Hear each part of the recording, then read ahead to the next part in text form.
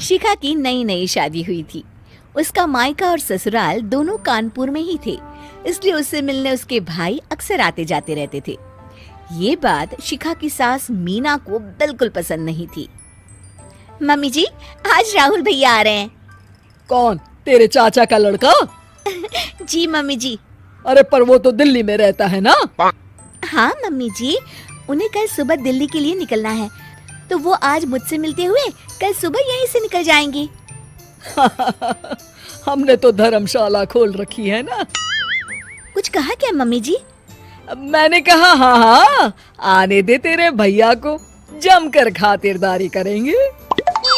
अब तो कुछ करना ही पड़ेगा, इससे पहले कि मेरा घर धर्मशाला बन जाए। ये कैसी बातें कर रही हो मीना? सच ही तो कह रही हूँ। अभी इसकी शादी को साल भर भी नहीं हुआ और आए दिन इसके घर वाले आ धमकते हैं। अरे तो क्या हुआ, वो इसी शहर में रहते हैं तो हाल चाल लेने आ जाते हैं। इस बार मैं उनका हाल और चाल दोनों ही बिगाड़ दूंगी। अब बहुत हो गया जी। अरे ये कैसी बातें कर रही हो? हे भगवान, बस आप तो देखते जाइए। शाम को राहुल आता है। नमस्ते आंटी, कैसे हैं आप लोग? हम लोग तो ठीक है, तुम कैसे हो बेटा? मैं भी अच्छा ही हूँ आंटी। बस आज रात के बाद नहीं रहोगे। चलिए भैया, मैं आपको हमारा घर दिखाती हूँ। रात में खाने के टेबल पर शिखा, रोहित कहीं दिखाई नहीं दे रहा। जी भैया, वो ऑफिस के काम से बाहर गए हैं, कल शाम तक आएंगे। अच्छा अच्छा। बेटा, क्या तुम भूत प्रेत में मानते हो? नहीं नहीं आंटी जी, पर अचानक आपको ये ख्याल कहाँ से आ गया? पता नहीं क्यों, कभी कभी मुझे लगता है जैसे रात के समय बैठक में कोई घूमता रहता है। ये आप क्या कह रही हैं मम्मी जी? हाँ, तुम लोग घबरा ना जाओ, इसलिए मैंने आज तक इस बारे में कुछ नहीं कहा। ये आपका वहम होगा आंटी जी, ऐसा कुछ नहीं होता। हो सकता है। चलो अब मेरा सोने का टाइम हो गया है तो चलती हूँ मैं। शिखा बेटा, राहुल के सोने की व्यवस्था वहीं दीवान पर कर देना। जी पापा जी। अब चलिए भी। अच्छा, तो बैठक में सोने वाले हैं साहबजादे। क्या बड़बड़ा रही हो? कुछ नहीं, आप सो जाइए। मीना और महेश के सोने के बाद शिखा और राहुल आपस में बात कर रहे होते हैं, तभी डोरबेल बजती है। अरे आप! सरप्राइज! काम जल्दी खत्म हो गया तो मैं आज ही चला आया। ये तो बहुत अच्छा किया।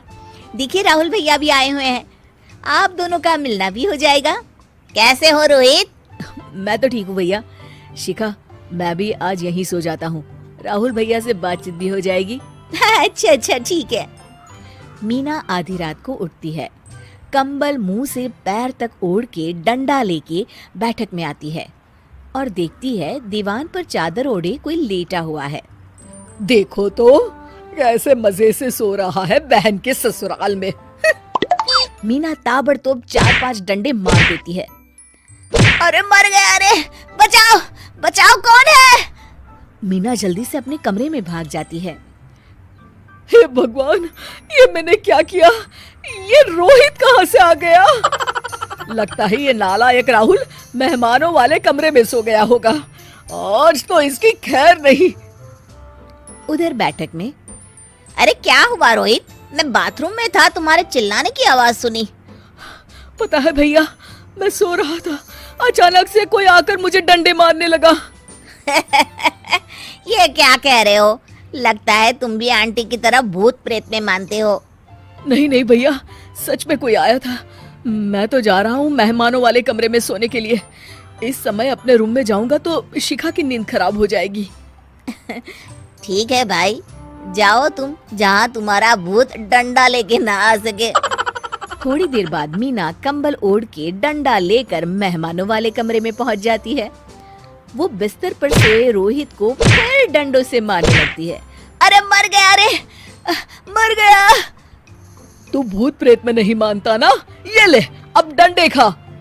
हैं? ये तो माँ की आवाज है। रोहित कंबल खींच देता है। बेटा तू! अरे ये क्या कर रही हो माँ? मार मार के मेरा भरता बना दिया आपने। दे मेरे लाल, मैंने तो तुझे ही मार मार के लाल कर दिया। मैं तो उस राहुल के बच्चे को सबक सिखाना चाहती थी। राहुल भैया को? हाँ बेटा, मुझे लगा अगर उसे डंडे मारूंगी तो शिखा के मायके वाले यहाँ आना छोड़ देंगे। हे भगवान, माँ ये घर शिखा का भी है, उसके घर वाले जब चाहे आ सकते हैं। हाँ बेटा, आज मुझे भगवान का इशारा समझ में आ गया। मैं कितना गलत करने चली थी और अपने ही बेटे को चोट पहुंचा दी। अब चुपचाप जाके सो जाओ माँ, और किसी को कुछ बताने की जरूरत भी नहीं है। शिक्षा दूसरों का बुरा